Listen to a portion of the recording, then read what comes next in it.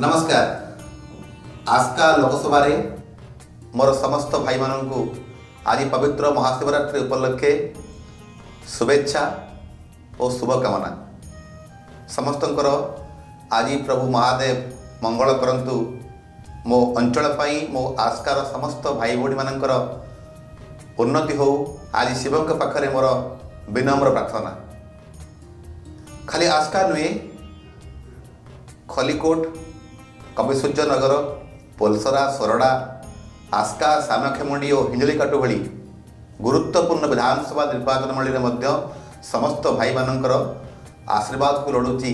आज भली गुरुत्वपूर्ण एवं भगवान शिवंकर महत्व दिन में आपण माने जानिथिबे गंजाम जिलार जड़े दरदी मनीष सामखेमुंडी विधायक रमेश जेना, जहाँ अति प्रिय रमेश भाई बोली आम सब जानते, तांकर हाथ मुठा को टाण करने तांकर सेवा मनोवृत्ति को आउ पादे आग को नहीं जावाई तांकर सहित हाथ मिलई भाई भली काम करने आउ आस्कार उन्नति को आउ टिके आग को नवापाई लोक मानू किछि न्याय देवाई दादन श्रमिक मानू आउ बाहर को न जावाई प्रयास करने रमेश भाईंकर जो वास्तव चित्र रही सानखेमुंडी आप देखुए, ठीक से ही चित्र को आमे पूरा आस्का संसदीय क्षेत्र में घरे घरे पहुँचेबा।